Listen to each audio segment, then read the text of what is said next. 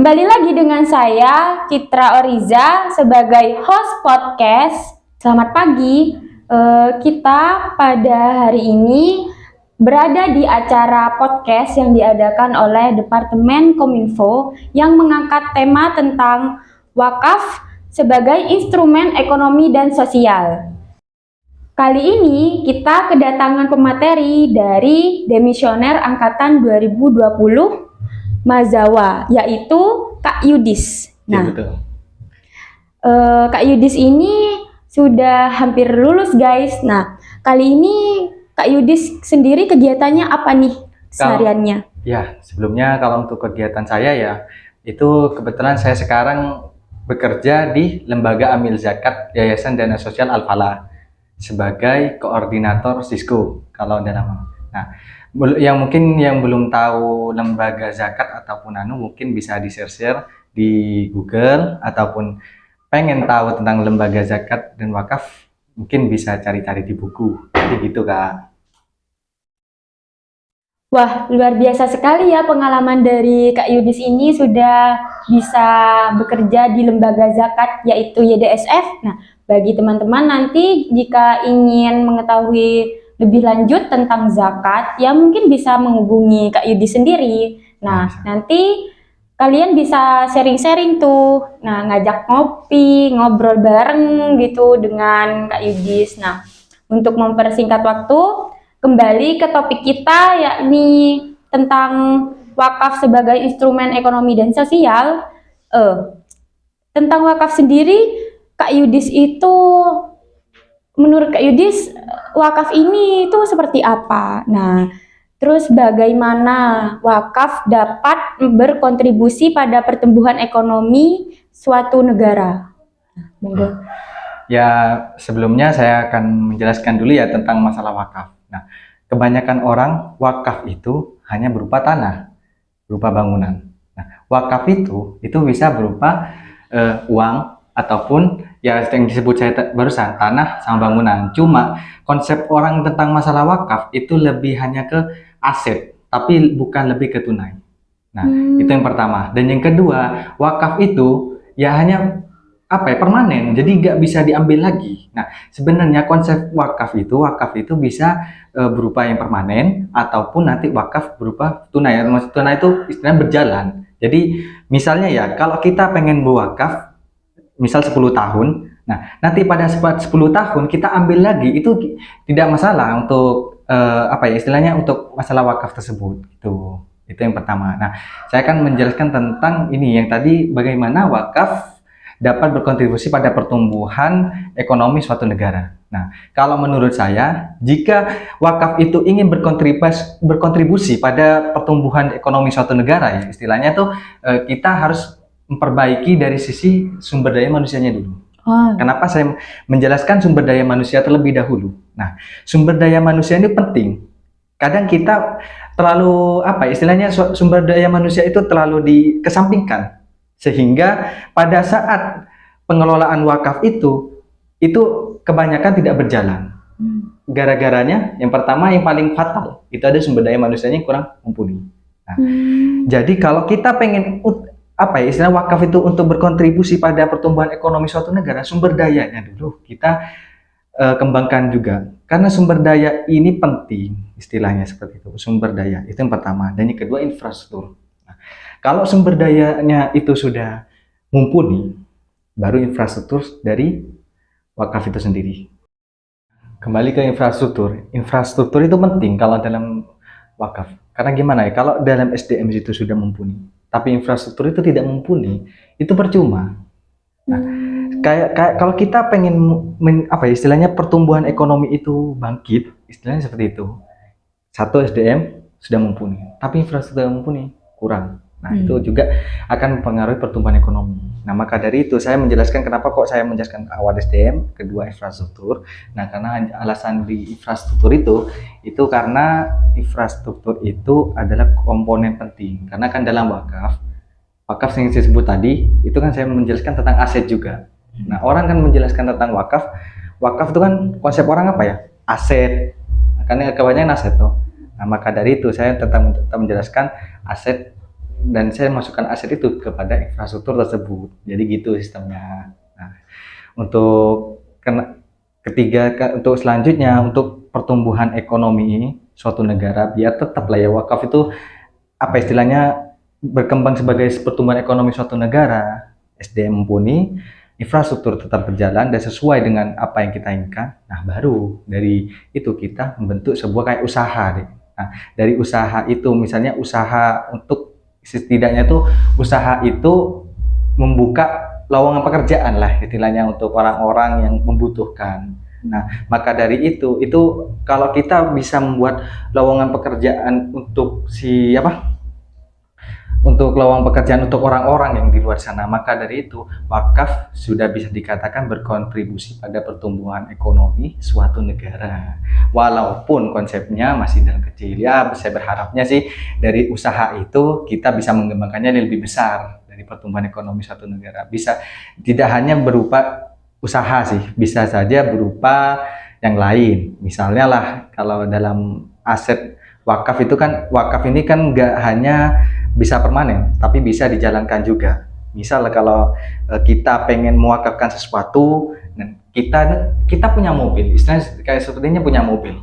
Mobil itu bisa diwakafkan, walaupun wakafnya itu nggak permanen. Nah, misal kita pengen punya mobil, dan mobil itu kan kalau kita kan nggak apa ya istilah kalau orang-orang kaya kan istilahnya nggak digunain, daripada nggak digunain kita pinjamkanlah kepada orang-orang yang lebih membutuhkan ataupun sebuah perusahaan yang di situ apa ya di situ pekerjanya itu orang-orang yang membutuhkan gitu. Nah dari situ kan mobil itu bisa berkontribusi lah istilahnya nanti ya misalnya dibuat sewa menyewa ataupun nanti dalam sebuah perusahaan kan bisa dibuat angkut barang atau segala macamnya. Nah di situ.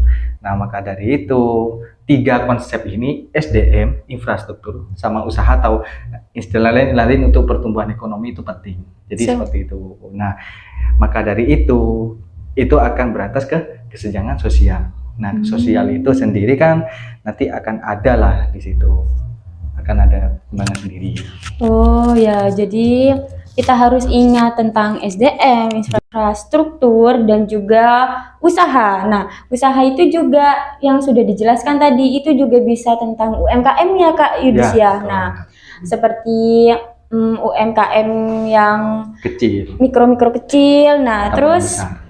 Karena tadi Kak Yudis itu menyinggung tentang kesenjangan sosial. Nah, bagaimana sih wakaf itu mengurangi kesenjangan sosial sendiri? Karena tadi kan Kak Yudis menjelaskan tentang kesenjangan sosial. Nah, bagaimana Kak? Nah, kenapa saya tadi menjelaskan terakhir kesenjangan sosial?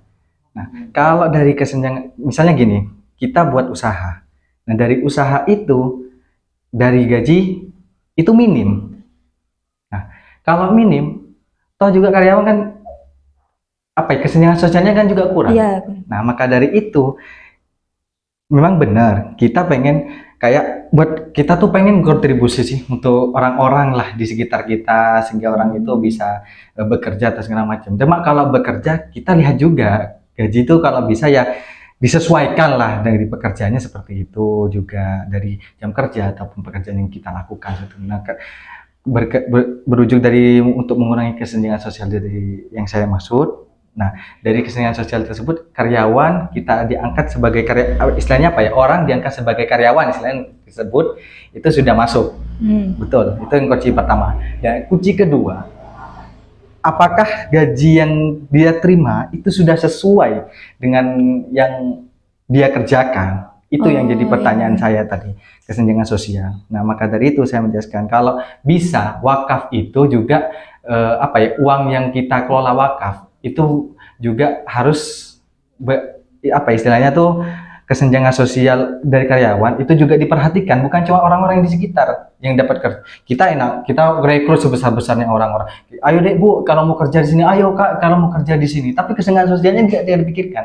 Itu juga salah sebenarnya kalau dalam hal konteks wakaf. Bisa saja nanti takutnya hal yang tidak diinginkan dari orang-orang itu adalah takutnya itu, kok kerja gini ya, padahal ini kan tanah wakaf itu, uangnya uang wakaf itu kok bisa gitu. Nah itu, nah kalau bisa lah, kalau diperhatikan juga kesenjangan sosial, bukan cuma kesenjangan sosial orang-orang yang nanti kita, misalnya kalau kadang kan kebanyakan sekarang kan orang-orang yang punya usaha, pengusaha lah lebih tepatnya itu kan sering berbagi ke sana, ke sini, ke sana, ke sini.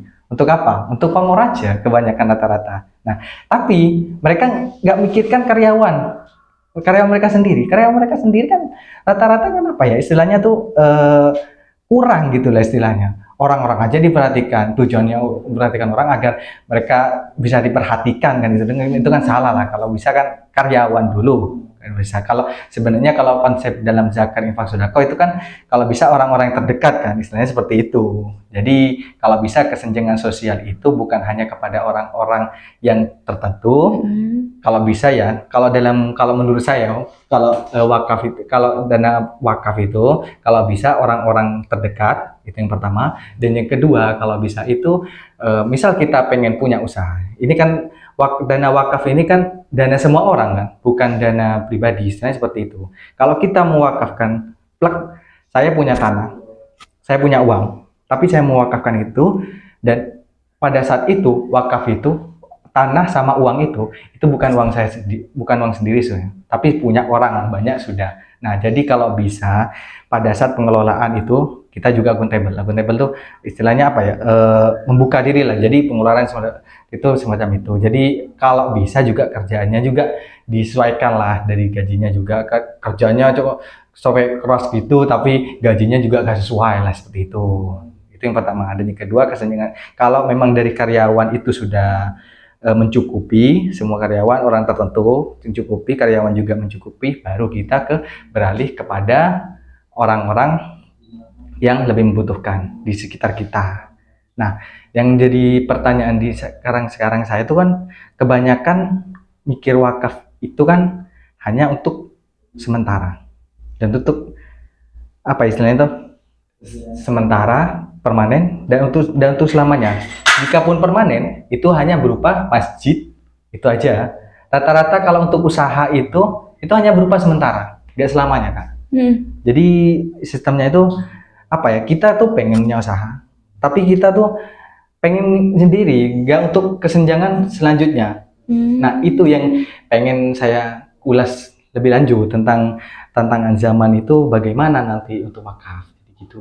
Nah, Ya, berarti untuk mengurangi kesenjangan sosial sendiri ini kita itu ada membuka lowongan pekerjaan bagi orang-orang yang masih belum mempunyai pekerjaan itu ya Kak ya. ya betul. Dan juga usaha-usaha yang dikembangkan itu juga kan dari zaman ke zaman kan itu berbeda-beda. Nah, terutama kan zaman sekarang ini. Nah, kan berarti untuk membuat usaha itu lebih baik harus mengikuti zaman sekarang. Nah, seperti itu ya Kak ya. Nah, berbicara tentang zaman nih. Nah, itu bagaimana sih wakaf dapat menjawab tantangan zaman menurut Kak Yudi sendiri? Nah, oke. Untuk pertanyaan tadi, bagaimana sih wakaf dapat menjawab tantangan zaman? Nah, kalau menurut saya, di zaman dulu ataupun zaman sekarang itu sudah berbeda. Nah, zaman dulu, kalau kita beli nasi pecel, itu cuma 3,5. Nah, kalau di zaman sekarang, nasi pecel itu sudah harganya bisa 15.000. Ya. Itu saya kalau di daerah Jember, belum lagi ke daerah Surabaya ataupun daerah Jakarta, itu bisa lebih mahal lagi. Ceritanya seperti itu. Nah, makanya dari itu, kenapa kok saya tadi menjelaskan kesenjangan sosial itu juga pada karyawan ya? Karena kan saya ngelihat tuh rata-rata apa ya dana wakaf yang istilahnya itu dikelola, dibuat sebuah usaha, itu tidak lebih memikirkan kepada karyawan, tapi lebih memikirkannya kepada orang-orang yang di sekitar gitu. Nah, sedangkan karyawan ini itu selalu kekurangan gitu, istilahnya seperti itu. Nah, maka dari itu saya tadi menyebutkan kalau bisa yang paling yang apa ya istilahnya tuh dana wakaf yang kita kelola sekarang yang itu dibuat usaha. Satu, itu orang-orang terdekat, kedua karyawan, Yang paling penting karyawan lah istilahnya. Kalau kan usaha ini kan, kalau wakaf itu kan, kalau itu dana itu sudah diwakafkan, itu kan sudah milik banyak orang, istilahnya seperti itu kan. Nah, kalau bisa karyawan ini juga diutamakan, jangan hanya orang-orang yang di sekitar. Itu yang pertama. Nah, untuk menjawab tantangan zaman tersebut, saya berbicara tadi, masa saya kan nasi pecel zaman dulu dengan sekarang beda. Apalagi beras zaman dulu dengan zaman sekarang beda. Maka dari itu sebenarnya tantangan zaman ini bisa dikatakan tuh bukan tantangan sih, tapi perjalanannya. Kalau tantangan semua zaman pasti ada. Tantangan dulu zaman dulu dengan zaman sekarang. Bahkan kalau bisa dikatakan zaman sekarang bisa lebih baik lah kalau daripada zaman dulu. Kalau zaman dulu kan kita sistem wakaf apa ya? Orang kan masih belum mengenal wakaf itu, hanya wakaf itu sebagai bangunan untuk masjid aja, gak dibuat untuk sebuah usaha. Tapi kalau sekarang wakaf sudah berkembang, ya alhamdulillah kan sudah ada namanya Badan Wakaf Indonesia, dan Badan Wakaf Indonesia itu juga istilahnya gak hanya menyarankan apa ya, orang yang si pewakif, istilahnya wakif itu hanya menyarankan wakaf itu hanya digunakan sebagai masjid. Kalau bisa wakaf itu juga berkontribusi untuk banyak orang. Nah, untuk zaman tersebut, nah itu kita kembali kepada orang-orangnya, SDM-nya. Nah, kalau bisa SDM itu jangan hanya diisi orang-orang yang terdahulu. Kalau kita mengisi dengan orang-orang terdahulu, ya konsepnya akan tetap sama, gak kira beda. Karena kalau orang-orang dulu kan sistemnya wakaf ya untuk masjid, gak untuk sebuah usaha. Memang benar peraturan seperti itu, tapi kan orang beda kan konsep, apalagi orang tua-tua. Apalagi kalau orang tua-tua kan, wah, sama yang mau ngajari saya itu sudah berapa tahun, belasan tahun saya di wakaf. Itu kan apa ya istilahnya, kurang lah. Kalau ya boleh kita wakaf itu kan tergantung si pewakif sih sebenarnya. Pewakif kalau kita untuk masjid enggak apa-apa, tapi kalau si pewakif ini untuk wakaf itu, dana wakaf itu untuk kebanyak orang, untuk dikelola lagi, kalau bisa si antara apa ya istilah dewasa sama anak muda, khususnya anak muda, karena anak muda sekarang itu rata-rata tidak mau terjun ke masalah wakaf. Karena apa ya, kalau masalah wakaf, apalagi ke Islam-Islaman gitu, itu rata-rata anak muda tuh kadang, ya kalau alhamdulillah sekarang masih sudah banyak anak muda yang sudah istilahnya apa ya, istilahnya sudah mau lah menerima kayak gitu wakaf segala macam, zakat, infak, sedekah, mau berkontribusi, istilahnya seperti itu. Tuh apa ya, contohnya aja kayak di Palestina. Palestina itu kan rata-rata orang kan sekarang banyak wes galang donasi, bahkan bukan cuma orang dewasa, orang muda-muda juga banyak yang berkontribusi untuk Palestina. Nah, saya berharapnya juga di zaman ke depan juga hal seperti itu sama. Jangan, kalau bisa jangan hanya di momen-momen tertentu di Palestina, tapi setiap hari, setiap momen itu harus kita kembangkan tersebut. Karena tantangan zaman itu ada di diri kita, bukan diri mereka. Kalau kita memang pengen berkontribusi untuk negara, ya kita harus menjalankan semua zakat, infak, sedekah, wakaf itu tetap berjalan sesuai dengan aturan, memang tetap ada. Cuma kita harus tetap berkembang untuk kedepannya. Karena kita nggak tahu konsep wakaf ke depan ini bagaimana, seperti apa. Bisa aja wakaf nanti sudah bukan berbentuk uang, tapi bukan berbentuk seperti ATM atau rekening. Kita kan nggak pernah tahu wakaf ke depan akan seperti apa. Contoh dulu aja, wakaf hanya berupa bangunan. Dan di zaman sekarang, wakaf sudah berbentuk uang tunai. Sudah kenal lah wakaf uang tunai. Bisa saja nanti untuk wakaf selanjutnya, itu sudah berbentuk seperti kartu ATM. Tapi kalau bisa, walaupun itu nanti akan berlanjut, setiap tantangan, setiap zaman pasti ada tantangannya tersendiri. Jangan hanya zaman sekarang, zaman ke depan atau sekarang aja yang tantangan, tapi zaman dulu juga bisa dikatakan lebih sulit lah kalau daripada zaman sekarang gitu. Jadi tantangan zaman itu tetap ada, tapi itu yang saya perhatikan dari wakaf yang saya jelaskan tadi. Satu, kalau kita memang itu wakaf bisa berkontribusi untuk orang-orang di sekitar ataupun lebih ke ekonomi. Yang pertama itu SDM, yang kedua infrastruktur, yang ketiga itu kalau bisa wakaf itu dibuat sebuah usaha, entah UMKM atau segala macam. Itu yang ketiga, yang keempat itu lebih ke kesejahteraan sosial itu sendiri. Karena apa? Kalau semua ini berjalan sesuai dengan apa yang mungkinlah dari saya sampaikan, ya insya Allah wakaf ini itu sudah bisa berkontribusi untuk suatu negara, walaupun itu hal kecil. Tapi kan kalau menurut kayak pepatah kan, kecil-kecil lama-lama jadi bukit kan gitu. Nah, itu harus dimulainya juga kesadaran dari yang pertama anak muda. Saya berharapnya itu anak muda sih lebih tepatnya daripada yang dewasa. Kenapa? Karena anak muda itu yang akan melanjutkan estafet. Nah, melanjutkan estafet bukan berarti melanjutkan yang terdahulu tetap diikuti, tapi kita merubah apa yang sudah menjadi apa ya istilahnya yang dulu itu kita konsep lagi, berubah lagi yang sekiranya konsep itu jadi lebih baik lagi untuk negara ke depannya. Itu untuk saya sih.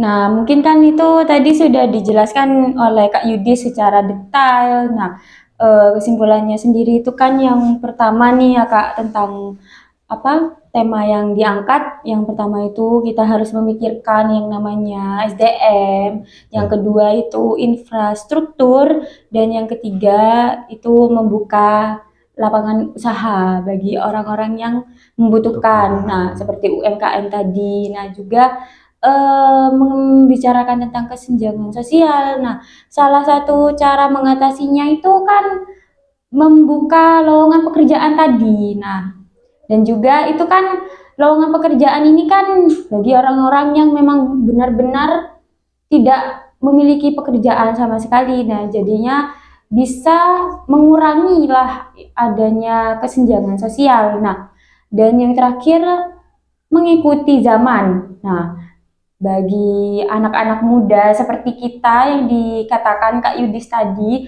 kita itu harus bangkit ya.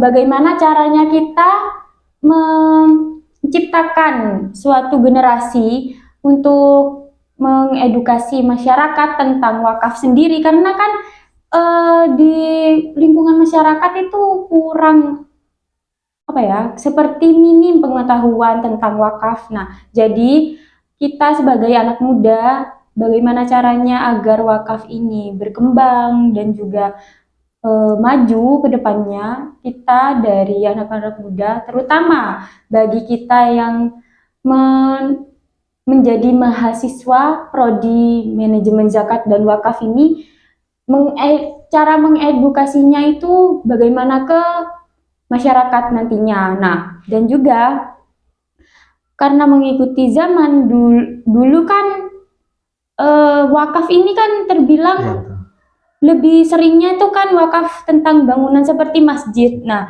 dan sekarang kan juga sekarang bisa wakaf itu secara tunai. Nah, dan mungkin saja nanti di zaman yang akan datang wakaf itu juga bisa menggunakan rekening. Nah, gitu ya, Kak. Sekarang kita sudah memasuki penghujung acara podcast hari ini. Nah, karena sudah cukup jelas apa yang sudah disampaikan oleh Kak Yudis. Nah, di sini saya ingin pamit undur diri selaku host pada podcast hari ini.